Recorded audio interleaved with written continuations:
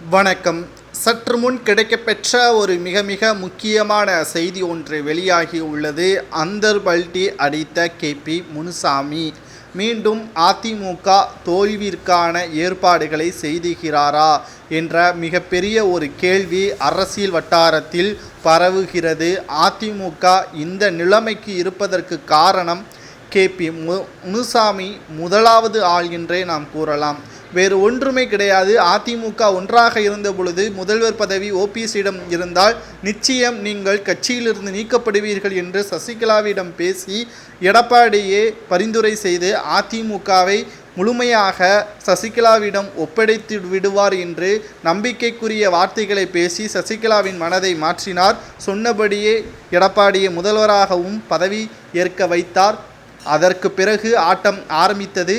எடப்பாடி அவசர செயற்குழு கூட்டி தன்னைத்தானே பொதுச்செயலாளராகவும் கேபி முனுசாமியை துணை பொதுச்செயலாளராகவும் நியமனம் செய்து கொண்டார்.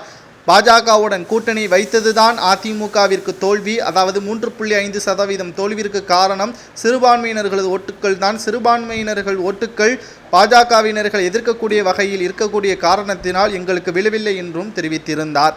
இதற்காகவே மக்களவைத் தேர்தலில் சிறுபான்மையினர் ஓட்டுக்களை பெறுவதற்காக எஸ்டிபி கட்சியுடன் கூட்டணி வைத்தார். ஆனால் 25% ஓட்டுக்கள் குறைந்ததற்கு மிகப்பெரிய ஒரு பேரிழப்பாக அதிமுகவும் அமைந்தது.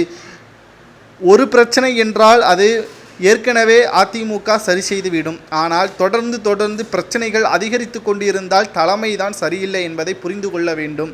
தற்பொழுது மீண்டும் பாஜகவுடன் கூட்டணி வைக்க வேண்டும் என்று பேச்சுவார்த்தையில் ஈடுபட்டு வருகிறார் கேபி முனுசாமி அவர்கள்.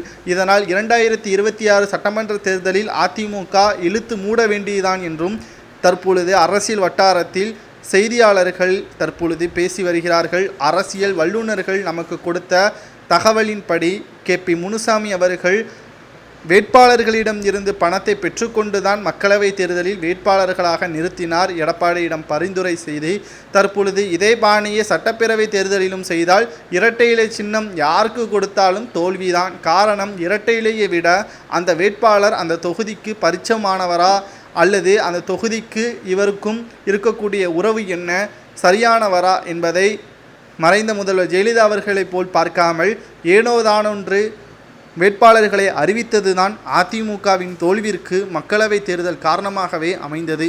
மீண்டும் கேபி முனுசாமி அவர்கள் மிகப்பெரிய தவறை செய்ய போகிறார் என்று அரசியல் வல்லுநர்கள் தற்பொழுது தகவல்களை நம்மிடம் தெரிவித்திருப்பதை பற்றி உங்களது கருத்துக்களை கூறுங்கள். கேபி முனுசாமி அவர்களால் தான் அதிமுக தற்பொழுது தோல்வி அடைந்ததா என்பதை கமெண்ட் வாயிலாக கூறுங்கள்.